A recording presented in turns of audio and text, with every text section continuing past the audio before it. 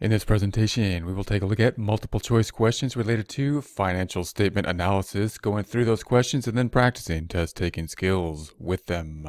First question, current assets of 320,000, current liabilities of 205,000, total liabilities of 228,000. The current ratio is, and of course we have our numbers down here. We're going to jump to Excel to work the problem. So we've got the current assets and current liabilities. That's generally what we need for the current ratio. We have to basically kind of know most of these ratios. We should have this one pretty much down. It's the most common one that we will see. It'll almost always be on some type of test with regards to ratio analysis.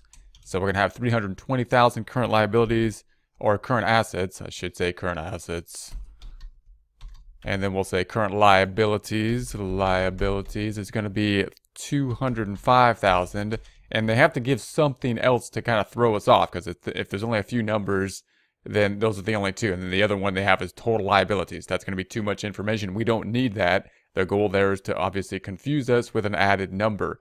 Of course, in practice, we're going to have a ton of added numbers. In multiple choice questions, they might have to maneuver things around a little bit because they can't give you all the data. And so they might do something like if you just excess data when it's only one other number, it starts to confuse us because there's only one other number, and we would think it's significant given the fact that we only have three. Whereas in practice, we'd have all these numbers, and we would know that many of them aren't significant to the calculation that we are doing.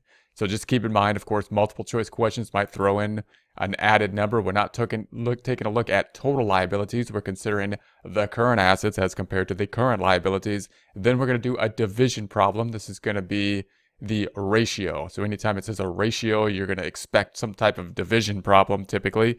So we're going to have the 320,000 divided by the 205,000. And then I'm going to add some decimals. I'm going to go to the Home tab, Numbers, add a few decimals. Depends how many decimal places we want to take this out to as to how the answer will be formatted. Note this answer is not typically formatted in the form of a percentage because we're hoping it's going to be greater than 1. Because we're trying to see how many times the liabilities will clear or be able to be paid off by the current assets. And therefore we hope if it was 1, that would be exactly 1 time. And we're hoping it's going to be more than 1. So we're left with the 1.56. If we go back over here, we see it's not here, and notice why isn't it here? Because we rounded it basically not to 2 decimals. We're at 1.56. If I round it back to one place, 1.6. Always got to basically keep in mind of that rounding issue. So that gives us the 1.6 here, and looks like B is our answer. Notice we have 1.6%. That's not right because it's not a percent. It's not 160%. It's 1.6. So be careful of that. 60, again, this is a kind of a variation on the formatting of the answer. So they're basically saying, hey, they're going to get the answer possibly. We're going to mess with them on the formatting. So just be aware on the formatting of different types of ratios. So final answer B. Next question. Quick assets divided by current liability is the A, acid test ratio, B, current ratio, C, working capital, D, solvency, E, profitability. Let's go through this again using the process of elimination. Quick assets divided by current liabilities is the either A, acid test ratio.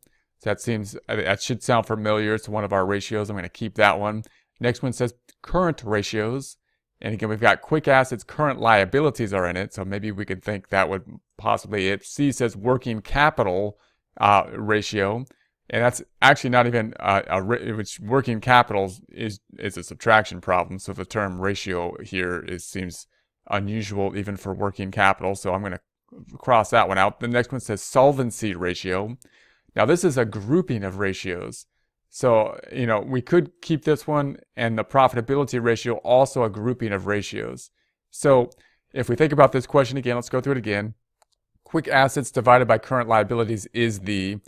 Now, you could say that belongs to a certain group of ratios, that ratio class, but that's not the most specific answer. This is actually a division problem, and we probably don't want to answer that with a grouping of ratios when we could answer it with a specific ratio.